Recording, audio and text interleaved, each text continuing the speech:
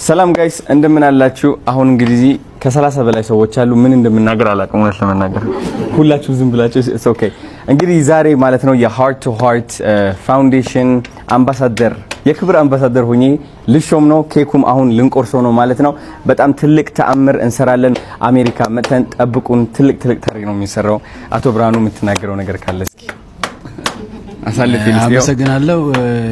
አዶናይ በወጣቱ ዘንድ በጣም ተወዳጅና ተጽዕኖ ፈጣሪ በሶሻል ሚዲያ ተጽዕኖ ፈጣሪ የሆንክ ልጅ ነህ።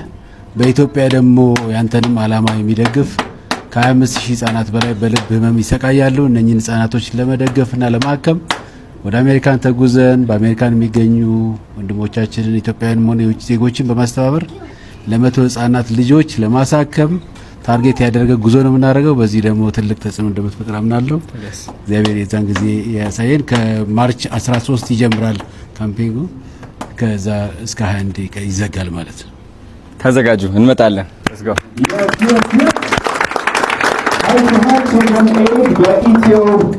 ኢስታንቡል ጀነራል ሆስፒታል ዛሬ ካምፔኑን በአሜሪካ ያስጀምራል። ይህንን ውብ ኬክ ማሪዮት ሆቴል አቀርቦልናል። እባካችሁ ሁላችሁም ጠጋ በሉና እጃችሁ ባይደርስም እስኪ ሁላችሁም እናያዛት ሁላችሁም ሁሉም እጁ ጠጋ እና ዶክተር ና ግባ የታባ ጨብጨባ ሁሉ ካሜራ ይዟል ነገር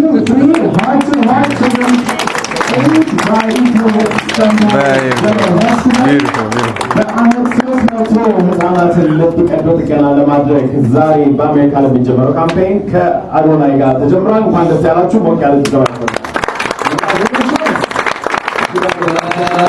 ነገራችን ላይ የሀርት ቱ ሃርት በአሜሪካን ብቻ አይደለም የተመሰረተው፣ በኢትዮጵያም ፍቃድ አውጥቶ ህጋዊ ፍቃድ አውጥቶ ጨርሷል። የኢትዮጵያውን ኤፕሪል 24 ላይ ከጣሊያን ሀገር መጥተው 50 ልጆች ከሰሩ በኋላ ትልቅ ላውንች እናደርጋለን በኢትዮጵያ ሀገር ያለው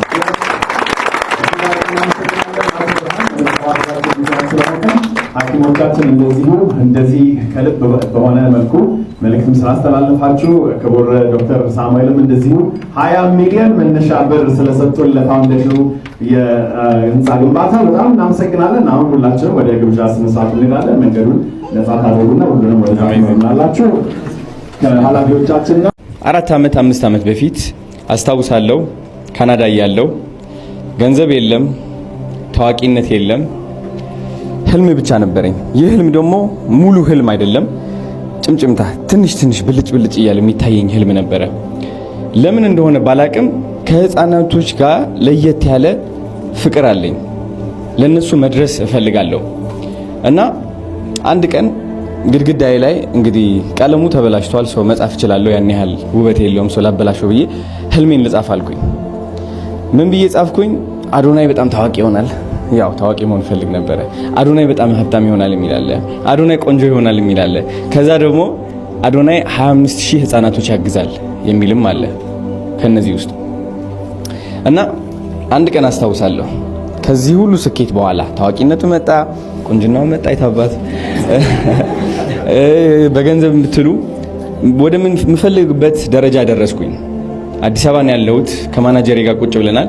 2 ስልክ ተደወለልን። አንዱ ከኢትዮ ኢስታንቡል ሆስፒታል ነው የተደወለው። አንዱ ደግሞ የሆነ የቤቲንግ ካምፓኒ መሰለኝ which is የቤቲንግ ካምፓኒ ስፖንሰር እንድንሆናቸው ጠየቁን። ሁለቱም ሲደወሉ ባንዱ ላይ በዛኛው ኦፈር የተደረገው ብር በጣም ትልቅ ብር ነው። ከዛ ቁጭ እያሰብኩት ኦኬ ኢምፓክቱ ምንድነው ለወጣቶች እና ከዛ ደግሞ የሆስፒታሉ አንዶልም አየዋት። ሚዛኔ ስለ ገንዘብ አላወራንም፣ ስለምንም መጥቼ አይዋለው ና ጎብኘው ነው የተባልኩት እና ኦኬ ይህንን ስፖንሰር ከማድረግ ለምን ወደ ሆስፒታሉ አልሄድምና ለምን አላይም ጀስት ለማየት ነው አላማ አላወቅኩኝ የሆስፒታሉ እና ወደ ሆስፒታሉ ገባው። ልደት ተቀበለችኝ። ሃይ ልደት በጣም አሪፍ ሰው እና አሳየችን በደንብ አድርጋ ሆስፒታሉ የታገዙትም ህፃናቶችን አየው። ከዛ ከአቶ ብርሃኑ ጋር ተዋወቅን ማለት ነው። አቶ ብርሃኑ እንግዲህ መጀመሪያ የነገረኝ ነገር ምንድነው 25000 ህፃናት አሉ በልብ ህመም የሚሰቃዩ እና ወረፋ ላይ ያሉ 25000 ኦ ማይ ጋድ አይም ሪሊ እንደዚህ ነው የፈነዳው። እኔ ከዛ በቃ ተደስቼ ነው የነገርኩት 25000 ህፃናት ማገዝ ፈልጋለሁ ብዬ ጽፍ ያለው እኔ ገና በቃ ከ4-5 ዓመት በፊት ካናዳ ያለው። ስለዚህ ይህ እድል በእግዚአብሔር የመጣ እድል ነው። አሁን የሚሰማኝ እኔ ለዚህ እድል እንደተፈጠርኩኝ ነው፣ እንደተመረጥኩኝ ነው። ስለ ሰርቲፊኬቱም አይደለም አሜሪካ ስለሚሄዱም አይደለም ስለ 25000 እነዚህ 25000 ህፃናቶች እኮ በሆነ መንገድ ደርስባቸዋለሁ። የልብም ይሆናል የሆነ ነገርም ይሆናል። ግን ደግሞ እግዚአብሔር ቁጭ አድርጎ አመጣልኝ። ይኸው ቁጭ ያደረጋት እና ከዛች ደቂቃ ጀምሮ አላማችን አንድ ሆነ። እኔም ከኢትዮ ኢስታንቡል ሆስፒታል ጋር ለመቆም ከሃርት ቱ ሃርት ቺልድረንስ ኤድ ጋር አጠገብ ሆኜ እነዚህ 25000 ህፃናቶችን ለማገዝ ቃል ገባሁኝ ማለት ነው። እዚህም እንገኛለን ሁላችንም። እና አሁን አንድ ነገር እምላችሁ ምንድነው ከ2 ሳምንት በፊት ስለ ልዑል ቲክቶክ ቪዲዮ አይታችሁ ከሆነ ልዑል በልብ ህመም ይሰቃይ ነበር ለብዙ አመታት ማለት ነው። ቁጭ ብላችሁ ካጠገባችሁ ቁጭ ብታረጉት ልጁ ያለው ጥንካሬ ይሰማችሁ ነበረ። አስቡት እስኪ ለ5 ደቂቃ ሙሉ ሳታቋርጡ ሮጧቸዋል። ከዛ ትንፋሻችሁ ቀኑን ሙሉ እንደዛ ያላችሁ እየተነፈሳችሁ መዋል ትችላላችሁ። ልጁ ቀኑን ሙሉ ሌሊቱን ሙሉ እንደዛ ያለ ነው የሚተነፍሰው። አስቡት ምን ያህል ጥንካሬ እንዳለው። ደግሞ ቀልድ ስትቀልዱ ፈገግ ይላል። ልቤ ውስጥ ተስፋ አገኘው። ሃርት ሃርት የሚለው ነገር ለካስ ይሄ ነው። የሌላ ሰው ልብ ስታድሱ የራሳችሁን ልብም ታድሳላችሁ። ምክንያቱም ሁሉም ሰው የእናንተ መስታወት ነው። ሌላ ሰውን ማገዝ ራስን ማገዝ ነው። ልብህ ከደከመ ሂድና የደከመ ልብ ምን አግዝ ሲሪየስሊ። እና እኔ እውነት በጣም ደስተኛ ነኝ፣ በጣም ዝግጁ ነኝ። ማርች 21 ወደ አሜሪካ ያው መተን ትልቅ ፈንድሬዚንግ ኢቨንት ይኖረናል። ታሪክም እንሰራለን። ማርያም ነች ሁሌ ማርያም ደግሞ ትልቅ ተአምር ያጋጥመኛል ህይወቴ ውስጥ እና ትልቅ ታሪክ እንደምንሰራም እርግጠኛ ነኝ። እነዚህ 25000 ልጆችም በእርግጠኝነት እንደርስባቸዋለን። ቴንክ ዩ። ተጽዕኖ ፈጣሪው ተወዳጁ አዶናይ ወደ መድረክ የሃርት ቱ ሃርት ቺልድረን ኤድ ጉድዊል አምባሳደር በአሜሪካ ማርች 21 ጀምሮ በዲሲ ለሚካሄደው የገንዘብ ማሰባሰቢያ ካምፔን ይህንን ሰርቲፊኬት ከዋና ስራ አስፈጻሚና ከመስራቹ ሞቅ ባለ ጭብጨባ ይረከባል። ሰርቲፊኬቱን ሞቅ አድርጋችሁ ሴሌብሬት አድርጉት። አዶናይ ብርሃኔ የክብር አምባሳደር በሃርት ቱ ሃርት ቺልድረንስ ኤድ አሁን 25000 ልጆች የሚታከሙበት ቀን በእርግጠኝነት መረጋገጥ ይችላል። ያገኘው ሰው ከኔ የሆነ ነገር ይጠብቃል፣ ግን ደግሞ ለሁሉም ሰው መድረስም አልችልም።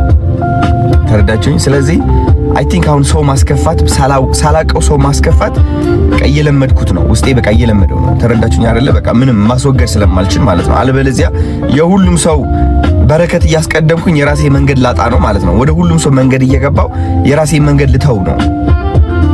ይህ ደግሞ የስኬት ዋና ጠላት ነው እንድታውቁት ማለት ነው። ኦልራይት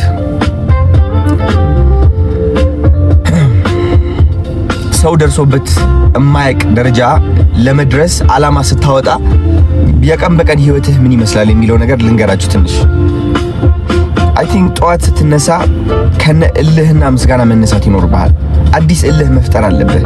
ለምን ስኬታማ መሆን እንዳለብህ፣ ለምን መቀጠል እንዳለብህ፣ ለምን ማቋረጥ እንደሌለብህ አዲስ እልህ ያስፈልጋል። የሆነ እሳት ልብህ ላይ እሳት መፍጠር አለብህ። ያቺ እሳት መጥፋት የለባትም በምንም ተአምር ነው የምላችሁ። የእልህ እሳት አለች። አንዳንድ ሰው እልሁ በትዳሩ ውስጥ ነው፣ እልሁ ከቤተሰቡ ጋር ነው። እልሃችሁ ከሰው ጋር አይሁን በምንም ተአምር። እልሃችሁ ከራሳችሁ ጋር ነው። እልሃችሁ አታሸንፍም የሚለው ማንነታችሁ ማሸነፍ መሆን አለበት። በየቀኑ ስትነሱ ታሪክ መስራት፣ ተደርጎ የማይታወቅ ነገር ማድረግ ከዛ እሳት ተነስታችሁ አንድ ስራ የማትሰሩ ከሆነ ሁሌም ትቀደማላችሁ። you have to want it more than anybody else. you have to want it more than everyone. you have to want that life. በቃ you not want, you have to need it. በቃ like እንደ ትንፋሽ ለአንድ ደቂቃ ለሁለት ደቂቃ ትንፋሽ ብናጣ እንዴት ነው የምንሆነው እኛ? እንዴት ነው በቃ በጣም ትንፋሹ የምንፈልገው like በቃ እንፈልገዋለን። ስኬታችንም እንደዛው መፈለግ አለብን። ግን የኛ ዋና አድካሚ ማን ነው የሚሆነው? ሰው ነው የሚሆነው። መጀመሪያ ዋነኛው ራሳችን ነን። ለምን? እነዛ ሰዎች ስለምንፈቅድላቸው። ተረዳችሁኝ? ካጠገባችን ግን በጣም ብዙ ሰዎች አሉ። ጓደኛችን እንዲሆኑ የምንፈልጋቸው ሰዎች ይኖራሉ። እነሱ ሰዎች ሊንቁን ይችላሉ፣ ላያከብሩን ይችላሉ፣ ዝቅ አድርገው ሊያዩን ይችላሉ። ያከብሩኛል ብለን የጠበቅናቸው ሰዎች ዝቅ ሲያደርጉን እናስተውላለን። ከዛ በቃ ውስጣችን በጣም ይደብረናል፣ እናዝናለን። ብዙዎቻችሁ ደግሞ እንደዚህ አይነት ሰው ሲያጋጥማችሁ የሚተርባችሁ ምናምን የሚያወዳድቃችሁ የሚንቃችሁ የትም እንደማትደርሱ በሰውነቱ የሚያሳያችሁ ሰው ሲያጋጥማችሁ የሆነ ተቀብላችሁ ምናምን እምሽክ ብላችሁ ድክም ትላላችሁ። እኔ ግን ተቃራኒው ነኝ። እንደዚህ አይነት ሰው ሲያጋጥመኝ እሳቴ ይጨምራል፣ በጣም ጥንካሬ ይጨምራል፣ ደረቴ ይነፋል፣ ቀጥላለሁ፣ እናገራለሁ፣ ድምጼ ከፍ አደርጋለሁ፣ አዶናይ ነኝ እላለሁ። ልዩነቱ እዚህ ላይ ነው ያለው። ተረዳችሁ? እዚህ ላይ ነው ያለው። ሆነም ያወድቃችሁ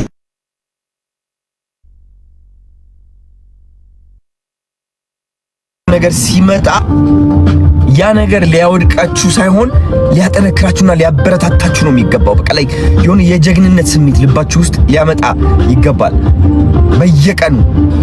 እኔ አሁን እዚህ ተጎልተው ቲክቶክ ላይ እኔን እየተረቡ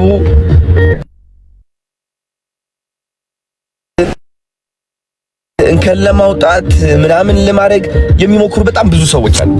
ለአንድ ዓመት ሙሉ እየለፈለፉ ነበር በእኔ። እኔ ደግሞ ስንት ነገር እሰራለሁ። እነሱ እንደዛ ብለው ተናገሩኝ ብዬ እነሱን ሰምቼ እና ልቤ ውድቅ ቢል አስባችሁታል? አንደኛ ለቤተሰቤ አልሆንም፣ ሁለተኛ የሚገርም ህይወት አይኖረኝም። ላይክ የሚገርም ላይፍ ስታይል። ተረዳችሁኝ? በቃ ቤተሰቦቼ የማይፈልጉት ደረጃ ላይ ሆነው ይቀጥላሉ ማለት ነው። ወንድሞቼ፣ የሩቅ ቤተሰቦቼ የማይፈልጉት ደረጃ ላይ ሆነው ይቀጥላሉ። እሱ ደግሞ አልፈልግም። ስለዚህ በደንብ አድርጌ እሞግታለሁ፣ እነሳለሁ። ቴንክ ዩ ጋይስ ፎር ዘ ጊፍት አይ ላቭ ዩ ሶ ማች ቴንክ ዩ። እና ማንም ሰው እንዳይደክማችሁ እንዳትፈቅዱ። ድካማችሁ ከሰው እንዳይመጣ፣ ከሁሉም በላይ ግን ድካማችሁ ከውስጥ እንዳይመጣ። እውነቴን ነው የምላችሁ። አትፍቀዱለት። እንደ ዘበኛ ጠብቁት። ያ የሚያስጠላ ውሸታም የሆነ ድምፅ በየቀኑ ሞግቱት። እሳት ይነሳልባችሁ ውስጥ፣ እልህ ይኖር ከዛ የማይጠቅማችሁ ድምፅ ጋር። ከሰው ጋር አይደለም። ሰው ምን ያመጣል? ሰው ጎ ሄድ፣ ለፍልፍ፣ ተናገር፣ ተርብ። ወይ ነገ ታየኛለህ ሌላ ሰው ሆኜ፣ የዛኔም እንከን አውጥተህ ለመተረብ ትሞክራለህ። ጎ ዌልካም ቱ ማይ ላይፍ። የውስጣችሁ ጠላታችሁ ግን ውስጣችሁ ላይ እንዳይሆን እሺ። እሱን ላችሁ ፈልጌ ነው። ጥያቄ ያላችሁ መጠየቅ የምትፈልጉት ጥያቄ አለ?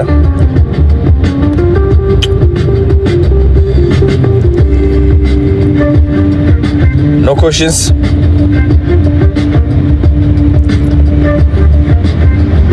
ጥያቄ ካላችሁ